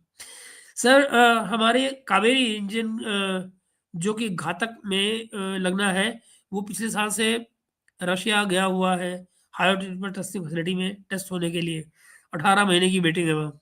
Okay, alright. सर अमेरिका कभी भी भारत का दोस्त नहीं नहीं था, बिल्कुल। हमेशा हमारी हमारी तरक्की में रोड़ा ही डालता है, जैसे हमारे साइंटिस्ट होमी भाभा के एक से जी, बिल्कुल, बिल्कुल, बिल्कुल। सर आईएसआई चीफ पाशा भी तो फ्रांस में बैठा हुआ है, जिसे 26/11 करवाया था। फ्रांस में हम कितना हथियार खरीदे हैं उसके बावजूद। लेकिन इसके ऊपर कोई डायरेक्टली आपका एक्यूज़ेशन नहीं है ना, जो लोग करते हैं काम, जो जिनके ऊपर आप आपके यहाँ कोई पाशा पे कोई केस चल रहा है क्या? कोई पाशा के ऊपर केस चल रहा है हर्ष? बताओ, जिसमें पाशा शामिल हो। पाशा को एक गवाह के तौर पर बुलाने की बात हुई थी उस समय पे, उसको भी आईएसआई ने मना कर दिया था। हालाँकि उस समय ज़रदारी वगैरह मान गए थे, लेकिन फिर इसने मना कर दिया 2 दिन बाद ही, अगले दिन ही। हुँ, ओके। सर इंडिया गवर्नमेंट को अपने इंस्टीट्यूशंस में इन्वेस्ट करना चाहिए। ऑलरेडी डेवलप्ड सिस्टम इंस्टीट्यूशंस को सोशल जस्टिस की तरह से नहीं बनानी चाहिए। मेरिट प्रिवेल नहीं करेगी तो 40 बिलियन का रफ़ाल आएगा। बिल्कुल ठीक बात है। नहीं, पर अब तो चीज़ें बदल ही रही हैं। बिल्कुल ठीक कह रहे हो आप। कुर्दिश और ईरानी वॉर भी शुरू हो ही गया। अब ईरानी बलूची सिस्टम में भी अमेरिका शुरू कर दिया है। हाँ, एक सेकंड, बलूचिस्तान में भी अमेरिका शुरू कर दिया है। अच्छा, ओके। अगर आप कहते हैं तो मैं मानता हूँ। डे 20 के राम राम, राम राम भाई। डे 20 कैसे हैं? चीन इस साल के लास्ट तक ताइवान को कब्जा कर लेगा। Okay. And then sir America से दोस्ती अच्छी, दुश्मनी फायदेमंद है। इजराइल अकेले लड़ रहा है, जो अमेरिका के भरोसे पर है मर रहे हैं। अमेरिका पर भरोसा करना अपनी आत्महत्या करने जैसा मित्र, और कुछ नहीं। कोई ऐसी एक बात बताइए, वो ग्रुप वो ग्रुप वियतनाम की लड़ाई में, वियतनाम के अंदर से जिन्होंने अमेरिका का साथ दिया स्वतंत्रता के नाम पर, ये वहां क्यों गए थे? कम्युनिज्म की सरकार गिराने के लिए। वियतनाम में आज भी किसकी सरकार है? कम्युनिस्टों की। अमेरिका उससे रिश्ते कैसे हैं? जम के ट्रेड चल रहा है, ठीक है ना। और जिस ग्रुप ने इनका साथ दिया था ईरान वियतनाम के अंदर लड़ाई में, अमेरिकन का, ये जब वहां से भागे हैं तो उस ग्रुप का क्या किया कि भैया अब तो तुम यू आर ऑन, ऐश करो, यू नो। सीआईए का एक पूरा इतिहास है, अमेरिकन डीप स्टेट का एक पूरा इतिहास है। जब भी इन्होंने किसी के साथ साथी बने हैं, किसी के पार्टनर बने हैं, उस पार्टनर को जब छोड़ा है, दूध से मक्की निकाल की तरह फेंक दिया। एक स्टेज में उन्होंने पाकिस्तान के साथ भी ये किया था। वो अलग बात है कि पाकिस्तान को दूध का दौला नहीं है, और उसके बावजूद उन्होंने कुछ सीखा नहीं उससे, ना अपना भला किया। अमेरिका को व्यापार भारत की शर्तों पर ही करना पड़ेगा। अमेरिका ये भूल जाए कि शर्त उन पे व्यापार करेंगे, बिल्कुल ठीक। धीरे-धीरे अमेरिकन डीप स्टेट को भारत से हटाना होगा, जो जड़ बना लिया है। ये मैं मानता हूँ। मुझे ये ज़रूर लगता है 100% शायद ना हो पाए, क्योंकि हर एक जगह पर हर एक आदमी के अपने हर एक कंट्री के कोई ना कोई होते ही हैं लोग। लेकिन उनका जो इम्पैक्ट करने का जो कैपेसिटी है, वो खत्म करनी चाहिए। जो उसके में भी ज़्यादा बड़ा हाथ जो आएगा, वो वही आएगा कि जो एनजीओज़ वगैरह के लोग हैं, जो ये so called human right activist हैं, डेमोक्रेसी के लिए काम करने वाले लोग हैं, इन्हीं को ठोकना पड़ेगा और कुछ नहीं। आप ये देखिए कितनी सारी एनजीओज़ का हज़ारों में संख्या है, उन एनजीओज़ की जिनकी इस सरकार ने पिछले सालों में एफसीआरए खत्म किया है इनका। सर अमेरिका हमारे इंटरेस्ट कभी नहीं देखेगा, हमें अपनी कम्युनिटीज़ खुद, ये बात तो बिल्कुल ठीक बात है हर्ष, बिल्कुल ठीक बात है। 100% सहमत हूँ मैं आपसे। एंड सर ये American commerce secretary statement Modi ji को डोमेस्टिक इमेज के लिए अच्छी नहीं है। जब न्यूज़पेपर और मेन स्ट्रीम मीडिया पर ये न्यूज़ चलेगी, तो ये परमिशन वाली बात बहुत खत्म करेगी। ये उनका ये कॉमर्स सेक्रेटरी, हाँ, उसकी आप बात कर रहे हो, समझ गया मैं, बेसेंट की बात कर रहे हो। देखो, अगर यहाँ पर मीडिया इस तरह से बात चलाता है, तो बेवकूफ़ है, क्योंकि उसकी परमिशन की तो ज़रूरत हर्ष कहीं थी ही नहीं। ना तो हमने उसकी परमिशन माँगी, ना हमें उसकी परमिशन की ज़रूरत। और मैंने आपको अभी तो बताया, रशियन तेल पर तो कोई सैंक्शन है ही नहीं, तो आप बात क्या कह रहे हो? और इसके खिलाफ जो सैंक्शंस हैं, वो क्या किसी यूएन से अप्रूव्ड है? कहीं से भी तो नहीं है। तो इनकी रिस्पेक्ट किया जाना कोई ज़रूरी नहीं है। ये तो म्यूचुअली जो हमारे ट्रेड का जो जो ट्रेड की डील्स होती हैं, उनके चलते आदमी एडजस्ट करने की कोशिश करता है कि चलो यार तुम्हारी बात सुन लेते हैं, हमें तुम तंग मत करो, हम तुमको तंग नहीं करते। लेकिन आप ये मुझे बताइए कि जो यूएन बॉडीज हैं उनमें से किसने लगा दिया सैंक्शंस पे? कुछ भी नहीं है। टैंकर्स पे है, लगाते रहो टैंकर्स पे, किसी और टैंकर से आ जाएगा माल। ओके, आगे चलते हैं और देखते हैं। चीमा इस पर एक वीडियो जरूर बनाएगा। उसने बना दिया है दोस्त, बना दिया उसने।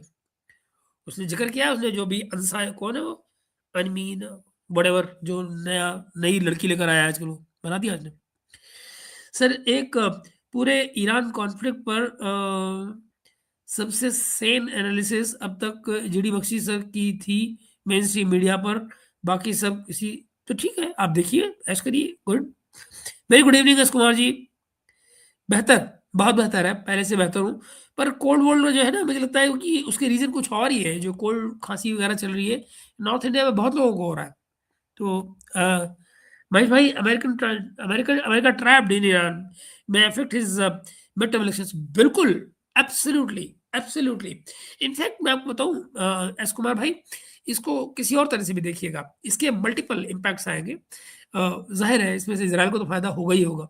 हम्म, और अमेरिका का जहां तक है, तो आप ये देखिएगा, बहुत पॉसिबल है कि जो नुकसान तो उसका उनको होगा ही, क्योंकि अमेरिका में इसका इम्पैक्ट आएगा।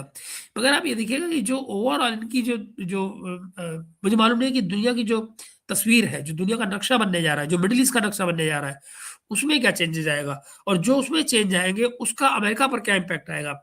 एक और चीज ना भूलिए कि अभी जैसे कुवैत है, कुवैत, बहरीन, ये सऊदी अरब, अरब, इन सब ने मिलके एक अब इनको कहा है कि भाई, वो जो हमने आपसे इन्वेस्टमेंट के वादे किए थे, अब नए सर्कमस्टेंसेस में हमको उन्हें रिवाइज करना पड़ेगा। हम उस तरह से इन्वेस्ट नहीं कर पाएंगे। चीज़ें वहाँ से बैक ट्रैक हो रही है, और वो इकोनॉमिकली बैक ट्रैक हो रही है। मत भूलिए, इनके पास बहुत सारे इनके ट्रेजरी बिल्स पड़े हुए हैं अमेरिकन के। तो अगर कहीं वो इन्होंने वर्क करने शुरू किए, या आने वाले महीनों में जब तक ये वॉर खत्म हो रही होगी, कहीं इन्होंने पेट्रो डॉलर को डिस्कार्ड करना शुरू कर दिया, लोगों से उनकी डायरेक्ट करेंसी में पेमेंट लेनी शुरू कर दी, फिर क्या होगा, is the question mark. You know, ये चीजें अब, क्योंकि बहुत सारे अरब मुल्क जो हैं वो अमेरिका से नाराज तो हैं। उन्होंने देख लिया है कि भाई ये हमारे नहीं है, ये इसराइल के लिए हमसे बात कर रहे हैं। यू नो, तो बहुत सारी चीजें इनको भी अब क्लियर हुई है। तो लेट अस सी। मुझे जो चीज बुरी लगी है इस बीच में अमेरिका की, और जो बहुत बुरी लगी है, वो है कि जो ईरानियन इन्होंने वो जो शिप को डुबोया है अभी श्रीलंकन वाटर्स के अंदर, वो मुझे बहुत बुरा लगा है। क्योंकि देखिए, ये वो नाविक नाविक थे ईरान के, जो हमारे राष्ट्रपति के सामने, हमारे भारत के इनविटेशन पर यहाँ आए थे। हमारे राष्ट्रपति के आगे उन्होंने बाकायदा परेड की है। ये न भूलिएगा कि इसी परेड में, इसी एक्सरसाइज में अमेरिका को भी पार्टिसिपेट करना था। अमेरिका ने लास्ट मिनट में विड्रॉ किया है, और अब आप बड़े आराम से इस बात पर शक कर सकते हैं कि अमेरिका ने इसीलिए विड्रॉ कर दिया है कि उनको ये हिट करना था, ये हिट करना था। इन्होंने बाकायदा इंतजार किया, भारत के पानियों से निकल के श्रीलंका के पानी में जब वो पहुंचे हैं, वहां उनको हिट किया है। हालांकि यहाँ ये तमाम पानी को हम कंट्रोल करते हैं। अगर हम ये मानते हैं कि इंडिया इस इलाके में जो पानी में जो एक्टिविटी होती है उसको हम कंट्रोल करते हैं, तो देन इस एक्टिविटी को नहीं होना चाहिए था। अमेरिका ने ये सब करके एक तरह से चैलेंज किया है कि हम कहीं भी कुछ भी कर सकते हैं। दिस इज नॉट ऑन, ये ठीक बात नहीं है। तो ये बात समझी जानी चाहिए। हाय सुशांत, सुशांत, सुहास, सुहास, क्या ये कैसे पूरा नाम कैसे हो गया, ये समझ ही नहीं आ रहा मुझे। सुहास दिलकर, ओके, बड़े नमस्कार दोस्त। ओके, हर्ष जी क्या करें आगे? Sir, do you think government of India is also recalibrating its stance on Iran-Israel war? As of now, from last 2 days, Iranian diplomats are being given space in international platforms in India, like Raisina dialogue.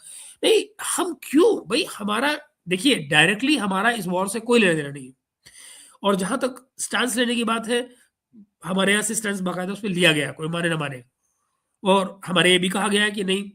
आप ये देखिएगा, ultimately India के भी role निकलेंगे इसमें। India का role निकलेगा आखिर में, क्योंकि कोई और ऐसे देश नहीं है जो दोनों के बीच में बात कर पाए। हाँ, अब शायद ईरान को अमेरिका बहुत हार्म न कर पाए, कारण आज रशिया ने जो उनके विदेश मंत्री हैं लावरोव, उनका स्टेटमेंट आ गया है कि हम अमेरिका को ये नहीं करने देंगे। अगर उनको लगता है कि वो ईरान को डेसिमेट कर देंगे, तो हम वो नहीं होने देंगे। अब वो रशिया इसमें पूरी तरह से कूदने की बात कर रहा है। अगर वो इसमें आ गया है, यूएन वगैरह में उसने ऑलरेडी बोला है, मगर अब अगर वो कहीं इसमें कूदता है आकर, तो फिर इंटरेस्टिंग होएगा खेल। और मैं आपको बता रहा था बहुत पहले से कि ये वो जगह है ईरान की जहाँ पर चाइना और रशिया को बहुत खूबसूरत मौका मिला हुआ है, यहाँ पर वो इनकी गर्दन दबो सकते हैं। इनके अपने बॉर्डर से दूर, अमेरिका खुद अपने बॉर्डर से दूर, सपोर्ट का सिस्टम काम नहीं कर रहा है। डियोगो गार्सिया यहाँ से जहाँ मौजूद है, 3 दिन का रास्ता है यहाँ से डियोगो गार्सिया का, 3 डेज, ठीक है ना। बियॉन्ड अ पॉइंट इंडिया भी अपने पोर्ट्स को नहीं दे पाएगा। मैं आपको ये बता दूं आज इस बात को, अगर कहीं कोई बात आ जाती है और रशिया बीच में कूद पड़ता है, इंडिया अपने पोर्ट्स को नहीं दे पाएगा अमेरिका को। तो ये बात समझी जानी चाहिए। एक सीमा से आगे हम कोऑपरेट नहीं कर पाएंगे अमेरिका से। बाय द वे, ये तमाम एल्मोआ की जो डील है वो इन शर्त पर है कि ये केस टू केस डिफर है। केस टू केस हम फैसला करते हैं कि कब किस जहाज को हमें आने देना है या नहीं आने देना है। तो ये वो चीजें हैं जो आने वाले दिनों में अगर एलआई खींचने की कोशिश करता है अमेरिका, तो पैदा हो जाएंगी। आप देखिएगा इस बात को। ओके, आगे देखिए। सुशांत भाई कह रहे हैं आगे कि Duplantis was saying that all the USA Democratic and Republican black and white Christian Muslim need to unite. USA is under foreign occupation. Israel has colonized USA. Good one. Jews are forced to be reckoned with. बिल्कुल, they are blackmailing president of superpower. India needs to learn. What should we learn? What should we learn? देखिए, हम इन चीजों को समझते हैं। हम में से हर एक को ये पता है कि अमेरिका में जो कुछ हो रहा है, अमेरिकन लॉबी, ज्यूज लॉबी जो वहाँ है, वो कितनी मजबूत है और कैसी है, हम सबको ये पता है। और अगर ज्यूस लॉबी हमारे साथ में है, हमारे साथ कोऑपरेट कर रही है, हम उसके साथ में हैं, तो डोंट फॉरगेट, मैंने आपसे कुछ देर पहले कहा वही बात जो अमेरिका कहता है, हम अपने नेशनल इंटरेस्ट में काम कर रहे हैं। Yet we are not participating in something which is not in national interest. हम किसी लड़ाई का हिस्सा नहीं है, मगर हम जो काम कर रहे हैं वो हम अपने नेशनल इंटरेस्ट में कर रहे हैं। Israel is in our national interest, simple. हम इसराइल को पर्सनली, प्राइवेटली भी ये बात कह सकते हैं कि भाई यहाँ गलत हो रहा है। ठीक वैसे ही जैसे हमने रशिया को कहा था, this is not the era of war, but that does not mean कि हमारे रशिया से रिलेशन खराब हो गए या हम लोग को दुश्मनी कर ली है, यू नो। तो you can express your point of view and let the other person decide what they want to do with it. बात खत्म। हर्ष क्या कह रहे हैं सर, अभी यूएस एनर्जी सेक्रेटरी आकर बोल रहा था कि यूएस ने इंडिया की हेल्प मांगी थी ऑयल प्राइसेस स्टेबलाइज करने के लिए। जी, तो रशिया से अगर भारत तेल नहीं लेगा है तो सप्लाई कैसे जाएगी? यू नो, यूरोप वाले भी मरेंगे, हर जगह मारामारी मच जाएगी। दुनिया की जो ग्लोबल प्राइसेस है उनको कम करने का एक ही तरीका है कि वही जो भारत ने किया था पहले भी, और अमेरिका ने कोई नई रिक्वेस्ट तो की नहीं है। बाइडेन सरकार ने भी ये रिक्वेस्ट की थी भारत से, आपको याद हो, है ना। और ये बात भारत पहले से कह रहा था। अब अगर अमेरिका ये कह रहा है, एनर्जी सेक्रेटरी कह रहा है, तो इसका मतलब क्या है? ये खुद को एक्सपोज कर रहे हैं कि अब तक जो हाय हाय चिक चिक कर रहे थे वो बेमानी थी, बेतुकी थी, पूर्ण थी। सर आज यूपीएससी का रिजल्ट आया है, 50 से ज्यादा मुस्लिम कैंडिडेट सेलेक्ट हुए हैं। मैं वेस्ट यूपी से हूँ। है, अच्छा आप वेस्ट यूपी से हैं, मुझे लगा बॉम्बे बॉम्बे में। ओके, मेरे लिए सारे मुस्लिम सेम है। ओके, आज तक सबसे सेम जुनेद भाई को देखा। जुनेद भाई हमारे ग्रेट है। ओके सर, ईरान अमेरिका लड़ाई जो है वो अमेरिका की मिलिट्री माइट की औकात साबित कर रही है। यार सागर, पता है मिलिट्री पावर के जो जो जो डोमेन है ना, उसमें परिवर्तन आ रहा है, उसमें चेंज आ रहा है, और बहुत तेजी से चेंज आ रहा है। तो जिन चीजों को कल तक पावरफुल माना जाता था ना, वो अब चीजें वहां पे बदल रही है। जिस तरह से जो अन्वेषण हुआ है, फॉर एग्जाम्पल ड्रोन का, यू नो, इसने बहुत सारी चीजों को बदल दिया है। आप जरा देखो ना कि वो रडार जो इन्होंने वहां फोड़ा है, कहाँ था, कुवैत में था शायद, वो जो उन्होंने 5,000 किलोमीटर तक के लिए जो देख रहा था, आप ज़रा देखिए कितनी कीमत थी उसकी, और वो एक 20,000 का ड्रोन फोड़ ठोक के चला गया उसको, खत्म, कुछ नहीं बचा। तो चीज़ें बहुत तेज़ी से बदल रही हैं मित्रों। ये uh, Biden administration was saying Netanyahu needs to go in 2024। Now I am saying अपने बाप का रिजीम चेंज करो। ये is while all US politicians. Okay. Sir आप इतना डिटेल में पढ़ते हो, मैं पढ़ लूँगा, लेकिन एक नॉर्मल आदमी अ तो बस हेडलाइंस देखता है। उसके पास कहाँ इतना टाइम है कि डिटेल में पढ़े और ट्वीट में जो लिखा है वो दिखाया जाएगा। हर्ष मेरा मुझे लगता है कि यहीं पर रोल आता है मीडिया का, यू नो कि वो चीज़ों को सही मायने में, सही तरह से दिखाए।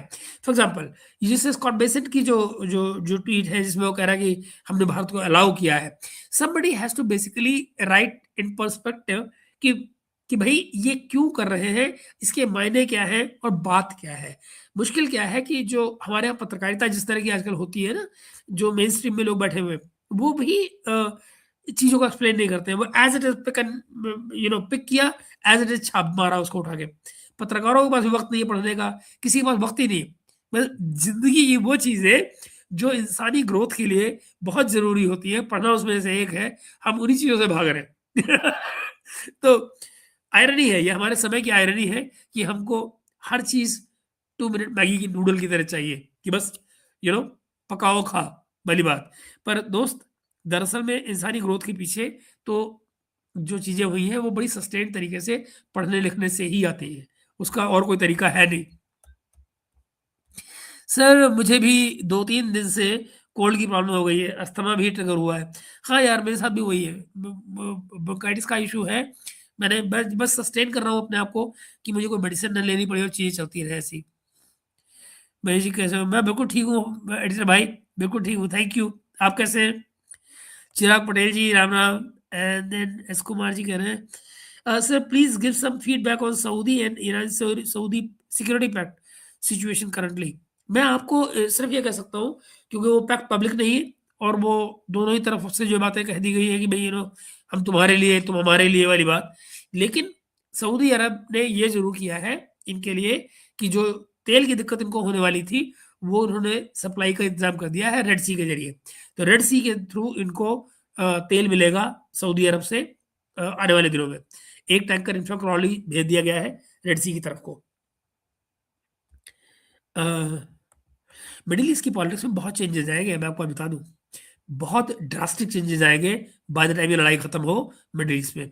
और ये भी मैं इनकार नहीं कर रहा हूँ आपसे, मुझे पूरा यकीन है कि मिडल ईस्ट के नक्शे में भी बदलाव आएंगे। आप देखते जाइए, मिडल ईस्ट के नक्शे में भी बदलाव आएंगे। You know okay. चलिए इसमें पाकिस्तान क्या रोल रोल रहे हैं, मतलब किसमें पाकिस्तान का क्या रोल है? सर ईरान ने सारी सोफिस्टिकेटेड टेक्नोलॉजी को रियलिटी चेक दे दिया। बिल्कुल, इज़राइली मीडिया में अपना नुकसान कवर भी नहीं करने दे रहे हैं। नुकसान तो इज़राइल में भी काफ़ी हुआ है, बहुत काफ़ी हुआ है। मैंने दिन में हर्ष जो व्लॉग किया था, मैंने उसमें बताई है उसकी डिटेल भी, और मैंने आपको ये भी बताया था कि आने वाले दिनों में उसमें क्या हो सकता है। अगर आपने ना देखा हो तो चेक कर लीजिएगा। जुनैद भाई कब तक आएँगे आपके स्ट्रीम में?